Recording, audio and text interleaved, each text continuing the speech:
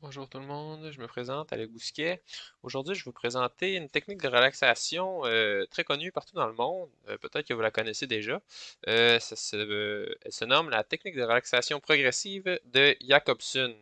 C'est dans le cadre d'un cours que j'ai à l'université, donc je vais vous présenter ça.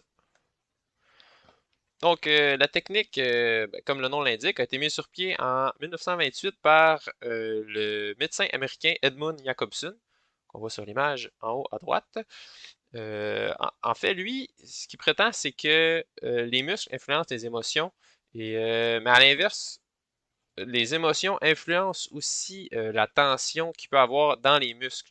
Donc, la technique repose sur le fait qu'en agissant sur la tension musculaire, on parvient à une détente générale, que ce soit une détente physique, mais aussi une détente psychologique. Donc, comment procéder? On embarque dans le vif du sujet. Donc, en fait, il faut commencer par contracter différentes parties du corps. Donc, comment ça fonctionne? Je vais vous l'expliquer un petit peu plus tard, mais vous allez être couché sur le dos et la détente, comment ça va fonctionner? C'est contradictoire, mais vous commencez par contracter, que ce soit un muscle ou un groupe musculaire, euh, donc comme indiqué ici, et ensuite vous maintenez 5 secondes. Donc, par exemple, je vais être couché sur le dos, je serre mon poing très fort pendant 5 secondes, et là, j'essaie de ressentir la tension. C'est sûr que c'est pas agréable. On maintient pendant 5 secondes. Ensuite, on relâche. On ne se presse pas parce que c'est une technique de relaxation. Donc, doucement, tu vas relâcher. Et ensuite, tu vas ressentir la différence qu'il y avait entre la contraction, la douleur que ça pouvait causer, et ensuite, le bien-être que tu as quand tu relâches la position. Euh, et ensuite, cette technique-là est assez simple parce que tu fais simplement recommencer, mais avec un groupe musculaire différent. J'ai expliqué très rapidement, là, en fait, il va avoir, quand vous allez suivre les séances audio, ça va être bien expliqué. Donc, avant de commencer, premièrement, trouvez un endroit calme où vous ne serez pas dérangé. Deuxièmement, vous devez vous allonger sur le dos, de préférence, être couché, et le bras le long du corps, pas sur la poitrine comme ça ici, parce que sinon, vous ne serez pas capable de bien tendre et détendre. Ensuite, les jambes allongées, pas les jambes croisées. Il faut vraiment que les jambes soient allongées sur le côté, ben, côte à côte, comme la position du cadavre en fait. Donc ça, c'est avant de commencer. Ensuite, vous pouvez commencer, si vous le faites sans bande audio, vous pouvez commencer. Sinon, vous commencez votre vidéo, vous vous installez et ensuite, c'est parti.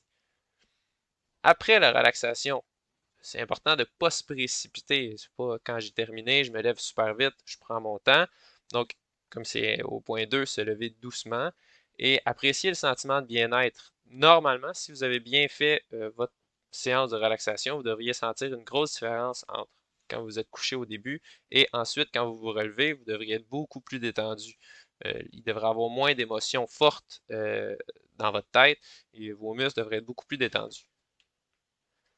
Les avantages de cette technique-là, ben, en fait, ça prend peu de matériel. Vous avez simplement besoin d'une place où vous êtes tranquille et vous ne serez pas dérangé.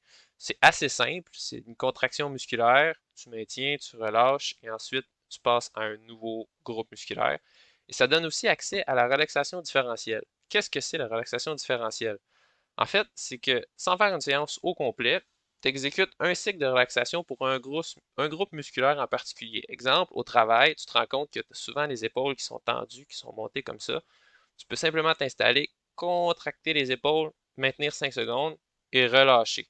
Donc, ça ne donnera pas un sentiment de détente générale comme si tu fais une séance au complet, mais à la longue, plus tu te pratiques, ça va te permettre de détendre des groupes musculaires ciblés que tu te rends compte qui sont tendus pour aucune raison. Ce que la science dit à propos de ça, il y a plusieurs études qui ont été faites. La relaxation de Jacobson sur un groupe d'étudiants infirmiers. Donc, en fait, l'étude révèle qu'il y avait une augmentation significative du bonheur chez le groupe d'étudiants qui avaient pratiqué régulièrement cette technique. Donc, il y avait un groupe témoin et il y avait le groupe qui exécutait la relaxation quotidiennement. Et d'un point de vue statistique, c'était frappant. Là. Il y avait une grosse différence de l'indice de bonheur chez la population qui effectuait ce type de relaxation-là. Et aussi, d'actualité, la relaxation de Jacobson et la COVID-19 On a démontré qu'en 5 jours, si les patients qui étaient atteints de COVID-19 exécutaient une relaxation de 20 à 30 minutes chaque jour, pendant 5 jours, il y avait une diminution nette de l'anxiété et une augmentation de la qualité du sommeil. Donc, c'est pas négligeable. Simplement en te détendant, ça peut te permettre de mieux passer au travers de la maladie. Les désavantages, parce qu'il y en a quelques-uns, les séances peuvent prendre beaucoup de temps, effectivement. C'est un emploi du temps qui est assez chargé, 20 à 30 minutes tous les jours, ça peut, ça peut être difficile à placer dans l'agenda. Demande de la régularité, c'est sûr qu'il ne faut pas faire ça une fois par mois, de préférence une fois par jour, euh, ou même plusieurs fois par jour à raison de 20 minutes pour des résultats optimaux. Puis ça ne règle pas les sources profondes du stress. Donc, si vous êtes stressé à cause de votre travail, de vos études ou d'une situation familiale, ben, c'est un remède à court terme, la relaxation, mais ça ne règle pas le problème en profondeur. Néanmoins, c'est l'une des techniques les plus utilisées dans le monde, malgré les quelques désavantages.